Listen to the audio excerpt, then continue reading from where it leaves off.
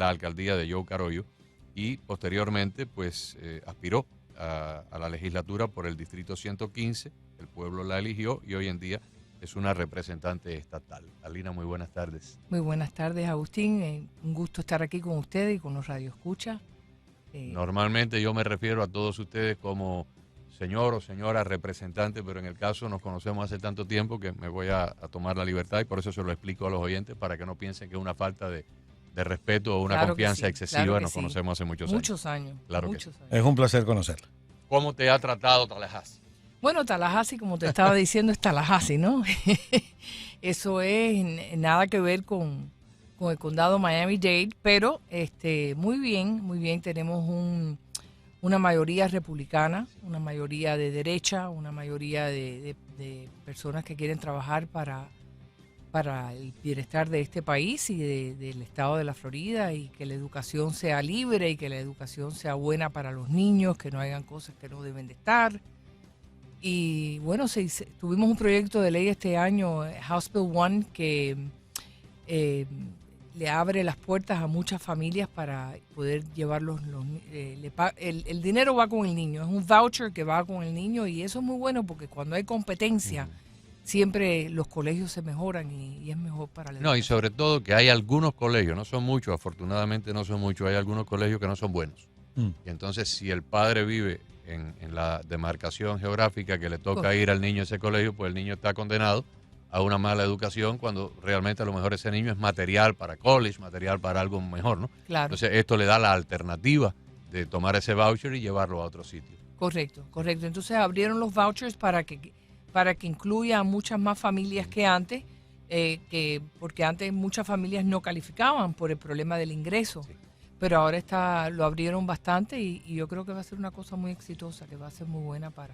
En los últimos días, Carlos, la pregunta ha sido cómo afecta la ley migratoria a las personas. Y yo creo que a ti te lo han preguntado muchísimo. No solamente en lo personal, sino que, bueno, acá mismo hemos recibido muchas llamadas. De hecho, hubo una señora que le recuerdo claramente que le tuvimos que explicar cuando nos decía, pero no puede ser que si entonces yo monto en mi carro a alguien porque mi niño fue a un viaje de la escuela y le damos el aventón a alguien que viene, un compañerito de clases, y ese compañerito de clases es hijo de una familia sin documentos, a mí me van a poner 15 años de cárcel por eso. Y bueno, tratábamos de explicarle, pero yo creo que la mejor para explicarlo es usted. Claro, no, eso no es cierto. Nosotros estamos a favor de todo lo que sea inmigración legal, porque uno necesita tener una infraestructura. Este año hubieron... a mediados de año habían como 25,000 estudiantes nuevos imagínate, 25,000 estudiantes. El impacto que eso tiene. El dinero para esos estudiantes, ¿dónde está? O sea, se crea mucho problema. Entonces, la ley lo que dice es que si usted tiene cargos de anteriormente haber traficado con personas, o tienen el coche 5 personas indocumentadas, 5 personas ilegales en su coche, existe la posibilidad de que le pongan cargo y sean por 15 años. La sentencia de 15 años. Porque aquí el tránsito pero número uno, no es por transportarlos, no, es por traficarlos. Traficarlos, correcto. Y entonces, número uno, te tienen que agarrar, ¿no? Que no es tan fácil. Te tienen que agarrar. Pero porque estés transportando a un hijo, el amiguito de un hijo, y si eso no es porque estás transportando, hay un vínculo familiar, hay un vínculo de amistad. Esto se hace para darle herramientas al gobierno de que cuando hay personas que están traficando, que puedan meterles manos, porque incluso en estos tráficos de personas ha muerto mucha gente, vagones enteros de gente que se han muerto. Oye, esto es un negocio inmenso, y la pobre gente que están buscando un mejor bienestar para ellos y para su familia, terminan a veces muertos, violados, traficados, terrible. Mira, lo que está pasando es terrible. Hoy, en vista de lo que va a ocurrir con el anuncio de Ron DeSantis a la aspiración a la presidencia, han salido algunos artículos hablando de DeSantis en la prensa liberal americana. Todavía hoy, a estas alturas del juego, siguen diciéndole a la ley aquella, la ley del Don't Say Gay. El Don't Say Gay. La ley, si tú la lees, no hay una sola vez dentro de todo el texto de la ley donde aparezca la palabra gay. Es una total falsedad. Claro. La llamaron así, la acuñaron así y todavía hay compañías de noticias que siguen persistiendo en una total mentira. Entonces, con esta ley de inmigración, evidentemente algunas malas cabezas, gente con malos instintos, malos deseos, empezaron a decir que toda persona que montara en su carro a un ilegal iba a 15 años preso. Eso no es cierto. Eso no es cierto. O sea, si tú llevas a una persona al hospital, si tú paraste en un sitio y ahí está cayendo un aguacero tremendo con rayos y centellas, y tú ves que hay dos personas que están en la acera que le va a caer un rayo encima, y tú le dices, venga, que los llevo hasta el techo de la gasolinera cercana o de Walmart. Pero por supuesto, además puede buen pasar. Samaritano. Mira, incluso puede pasar que un vecino, claro que tú lo ves que entra y que sale, y tú no sabes si es así, si tiene documentos o no, y en algún momento tú vas saliendo y dices, vecino, usted me hace el favor y me lleva hasta el shopping que voy a comprar una cosa. Sí, claro. No, yo lo llevo. Eso puede pasar. Claro, no, pero eso, nada de eso. Nada de eso está contemplado. No. Pero hay una maldad. Claro, una maldad indiscutiblemente. de presentar esto como si esto fuera una ley xenófoba, si era una ley terrible. Es una ley que es para minimizar y coartar el tráfico humano. Pero te voy a decir una cosa, esta ley ha sido algo bueno porque muchas de estas asociaciones izquierdosas que existen por ahí están ahora diciendo no vayan a la Florida porque la Florida es anti-inmigratoria y eso es bueno porque nosotros, de verdad que aquí ya no la vivienda está carísima y eso es porque la demanda, ¿no? Es muy y de verdad que se logró, yo creo, el propósito con eso. Y que para que las personas sepan que el estado de la Florida no es un estado santuario. Si usted no viene legalmente, el estado de la Florida no es un lugar donde usted puede sacar una licencia de conducir. No, aquí las personas, y no es justo para aquellas personas. Yo conozco personas que han reclamado, por ejemplo, a una hija que es mayor de edad, cubana, lleva como 10 años esperando que su hija venga. Que le aprueben. Que le aprueben las visas y no se las aprueban porque están toda esta gente entrando ilegalmente y aquí cuando entra hasta X cantidad de gente cierran. Porque el problema es que dónde los vas a poner y tienes que tener una infraestructura. No puedes destabilizar un país y desafortunadamente hay mucha gente que no nos quieren. Y si esto se echa a perder, ¿para dónde nos vamos? Hay otro tema, representante, que también resultó importante y lo conversábamos en días pasados con Helen Aguirre, era el tema de los hospitales, que ahora los hospitales van a tener que reportar cuando un ciudadano indocumentado vaya a pedir asistencia médica. Entonces dicen, bueno, con esto lo que están haciendo es que muchas personas entonces se van a morir porque se van a sentir mal y van a tener miedo de ir al hospital, porque en el hospital van a llamarle al servicio de inmigración para que se los lleve porque están indocumentados. No, eso no es así. Para nada es así. Lo que va a suceder es que los hospitales van a llevar, porque quieren saber cuánto nos está costando a los contribuyentes las personas que no tienen seguro, que están aquí ilegalmente, ¿no? Y eso lo único que es llevar los datos. Eso no es que cuando la persona vaya ahí van a llamar al departamento de policía o van a llamar a inmigración. Absolutamente no van a convertir al médico ni a la enfermera en un agente migratorio. Vamos a decirlo en buen cubano, como dirían ustedes, no van a convertirlos en chivatos. Exactamente. Exacto.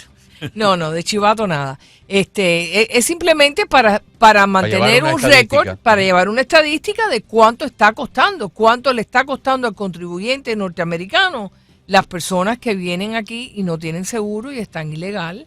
Y eso es un problema, porque ¿quién quiere pagar más impuestos? No, es que si algún día hay una posibilidad de reclamar fondos federales que manden dinero para ayudar a los estados que están enfrentando esta situación, ¿cómo tú le demuestras al Departamento de Salud Pública en Washington, al Departamento de Educación, si tú no tienes la estadística? Excelente punto. Exacto, la estadística es para poder aquí tengo estas personas que tienen seguro, y aquí tengo una serie de personas que no tienen documentos, pero que viven en el estado, los hemos atendido y se han convertido en una carga, y por eso necesitamos más presupuesto. Pero indiscutiblemente el gobierno federal nos ha fallado de una forma garrafal.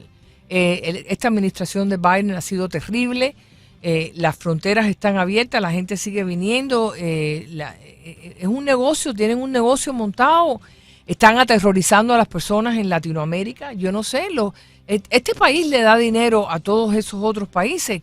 ¿Por qué no hay una conversación sobre eso? Pero es que la hubo, yo no entiendo. Y la teníamos cuando Donald Trump llegó al poder, claro, estableció acuerdos bilaterales con El Salvador, con Honduras, con Guatemala y con México. Por primera vez en la historia, el ejército mexicano fue colocado en la frontera entre México y Guatemala. Por primera vez en la historia, aquellas famosas caravanas que se originaban durante el gobierno de Barack Obama terminaron. O sea, habían acuerdos donde los gobiernos de estos tres países, Honduras, Salvador y Guatemala, metían fuerza para que las caravanas no se produjeran. Claro. Llegó Biden, lo primero que hizo el día que Quitarlo, entró, quitar los acuerdos, claro. se salió de los acuerdos y empezó el relajo. Y de hecho la señora Kamala Harris hizo un viaje a los países del Triángulo Norte y se pensó que iba justamente a tratar de mantener como una suerte de cinturón de seguridad y que le estaba ofreciendo dinero a los países del Triángulo Norte para evitar que el tema de la pobreza los obligara a sus ciudadanos a venirse a los Estados Unidos, pero no pasó nada. No pasó absolutamente nada. O sea, a la vez que tú te sales de un acuerdo, si tú eres el gobierno de El Salvador o gobierno de Guatemala y tú ves que Estados Unidos, que te había llevado a regañadientes con la presidencia de Trump a un acuerdo donde ninguno de estos tres países quería ejercer el acuerdo. Lo que pasa es que Trump les dijo, o ustedes hacen cumplir este acuerdo o yo les quito la ayuda exterior. Entonces, bueno, tuvieron que hacerlo. Claro. Pero el beneficio fue grandioso porque vimos Por un supuesto, control migratorio. Por supuesto. Exacto. Ahora por llega supuesto. Biden, dice, no, se acabaron los acuerdos. Bueno, se acabaron los acuerdos, maravilloso. Entonces, que venga todo el que quiera venir y mira lo que ha pasado. Desafortunadamente. Tú sabes que en eso el presidente Clinton era un presidente que cuando los republicanos tenían una buena idea, él se la hacía de él. La gente se, ¿verdad? Sí, hiciera falta que Biden en este tiempo que le queda, que parece que hace, que se apropie de las ideas, pero no que importa, pero que las ponga en práctica para el bienestar del país, por Dios. Ahora, representante, hay otro tema que por cierto lo veía esta mañana y tiene que ver con la ley que entra en vigencia a partir del 1 de julio con relación a la compra de propiedades de ciudadanos cubanos, rusos, chinos, venezolanos. Y he escuchado a una señora venezolana decir, ok, yo entiendo y respeto las leyes porque yo no soy americana, yo soy venezolana, pero tengo propiedades allá. ¿Qué debo hacer si ya la tengo? Porque incluso está muy cerca acá del Comando Sur. Entonces dice, como no puede estar a menos de 10 millas o en el radio de las 10 millas cercana a una instalación militar, ¿qué hace quienes ya tienen esa propiedad? Eso no afecta a las personas. Las leyes en este país nunca son retroactivas. La persona que ya tiene su propiedad, tiene su propiedad. Eso no es retroactivo. Así que no tiene ningún problema. No se tiene que preocupar. No se tiene que preocupar. Ya existe una demanda de un ciudadano chino contra esa ley. Claro, bueno, porque esta es la grandeza de este país. En este país enseguida uno va a la corte. Aquí hay muchas formas de llegar a donde uno necesita llegar. En Montana ya TikTok demandó al gobierno de Montana por haber prohibido la aplicación en el estado de Montana. Así que las demandas son es parte del pan nuestro de cada día, ¿no? Pero bueno, vamos a ver ahora en los tribunales. Claro. Yo me imagino que cuando ustedes prepararon la ley, cuando la gobernación la firmó, se asesoraron con los abogados para... Sí, pero a veces también las leyes se hacen para que la conversación empiece, claro, porque son conversaciones que son importantes. El TikTok está acabando con nuestros hijos, está acabando. El senador Marco Rubio se pasa la vida hablando de eso.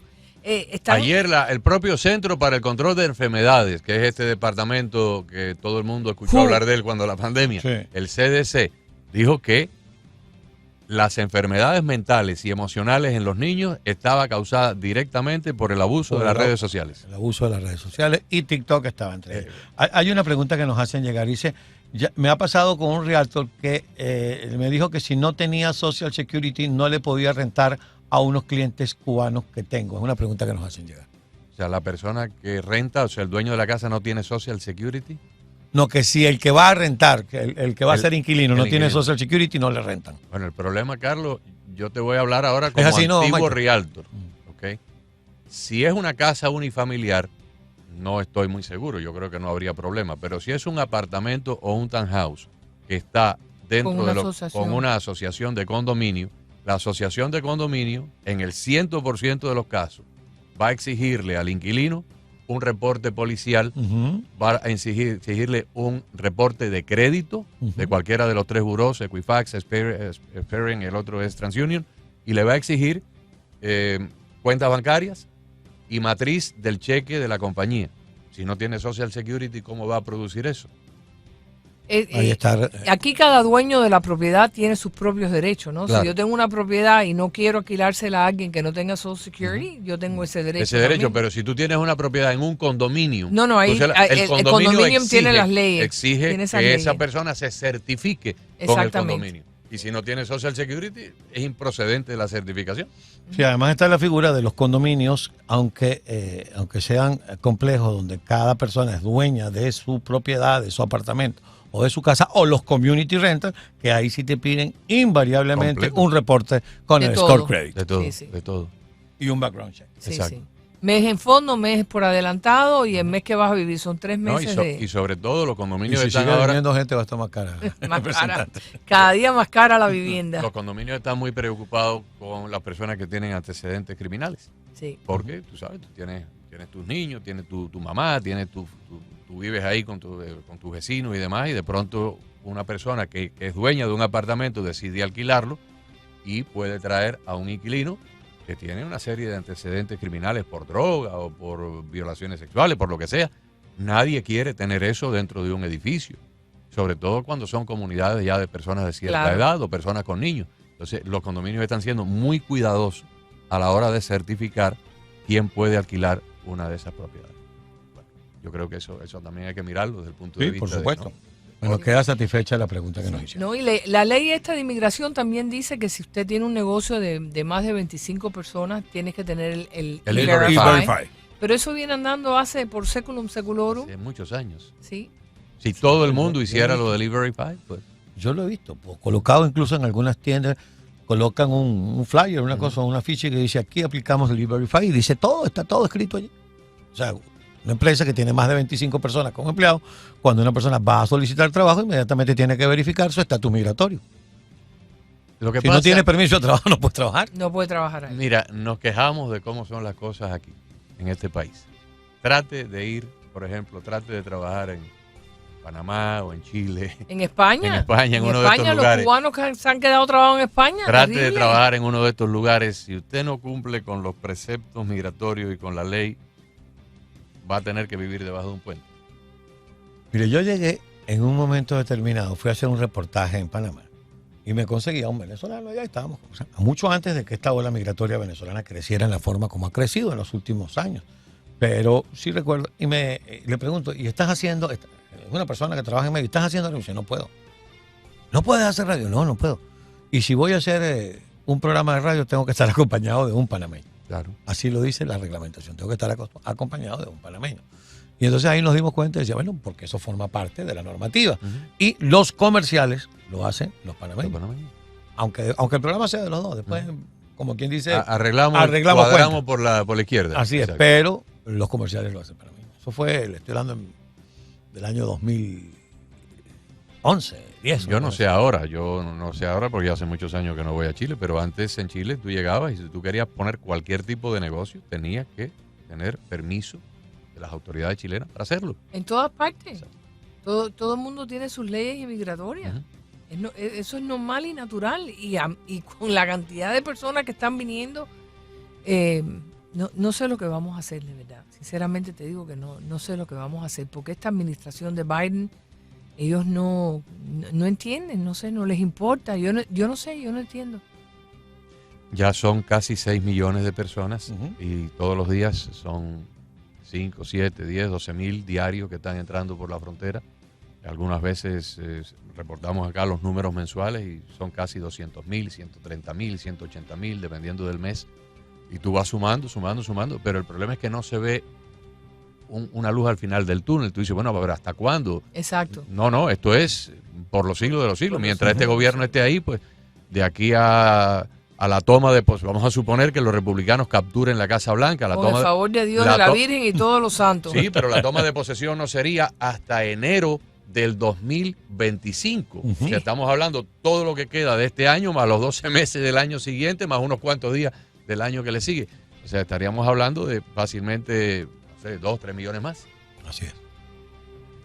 Está fuerte. Y muchos de ellos vienen para acá. Claro. Porque Miami es un polo magnético que atrae a estas personas porque tienen familia, tienen amigos. Por el idioma. El idioma, la cultura, el Pero clima. indiscutiblemente el gobierno federal tiene que hacer algo sobre todas estas personas que tenemos aquí.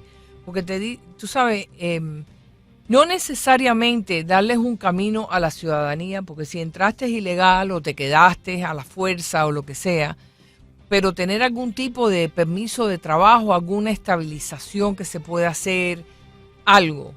No, por ejemplo, en Israel, si eres musulmán, no puedes ser ciudadano israelí. Y eso me parece bien, porque mira lo que pasó en el Líbano, ¿no? En el Líbano, los brazos abiertos, todo el mundo, venga todo el mundo, y llegaron los musulmanes y acabaron. Y ahí no hay quien viva allá. Y es muy importante buscar alguna forma de darle a estas personas para que puedan trabajar, porque... Es un poco lo que propone María Elvira Salazar en lo que Exacto. ayer estaba exponiendo ante la prensa. Una suerte de reforma migratoria donde los que ya entraron ilegales, que tienen bastante tiempo aquí trabajando en la sombra, viviendo en la sombra, darles un camino, no a la ciudadanía, no pero la ciudadanía, sí a legalizar su estatus de puedan trabajo. trabajar. Que puedan trabajar y que no los deporten. Incluso dice que tienen que pagar en un lapso, no recuerdo si son 5 años, pagar $5,000 y entonces tener el camino hacia la residencia permanente para que después opten a la ciudadanía, pero eso sí, sin recibir beneficios del Estado. Lo que pasa es que gran parte del Partido Republicano, tanto en la Cámara de Representantes como en el Senado, que pudieran estar de acuerdo con esto, porque es un plan de sentido común, van a poner una condición, como ahora le están poniendo condiciones a Biden para aumentar el techo de la deuda. La condición es que usted recorte los gastos del gobierno. La condición que van a poner es, vamos a hacerlo, pero hay que sellar la frontera. Porque si no sellamos la frontera, no, claro. es en el mar. No, claro, hay que sellar la frontera. Y entonces tienes al señor Mallorca, que anda repitiendo por todos que lados la frontera está cerrada. Bueno, y que todo está bajo quiero control. que usted me explique cómo por una frontera cerrada han entrado 5 o 6 millones de personas. No, todo está bajo control, fue la última declaración de Alejandro Mallorca. Vaya, no es fácil. Muchísimas gracias por tu visita. Muchísimas gracias por la invitación. Aquí estamos abiertos siempre. Esta es tu casa de ahora en adelante. Igual nosotros, cuando empecemos la sesión otra vez, los mantendré al tanto, los puedo llamar y darles un update. Con mucho gusto. No, por favor, semanalmente. Con mucho gusto. Que a veces nos es difícil encontrar las personas que quieran hablar o que estén disponibles para hablar. Así que te tomamos la palabra. Cómo no, con mucho gusto. Muchas gracias. Gracias, encantada. Alina García, representante del Distrito 115 en la legislatura de la Florida, en la legislatura de Tallahassee.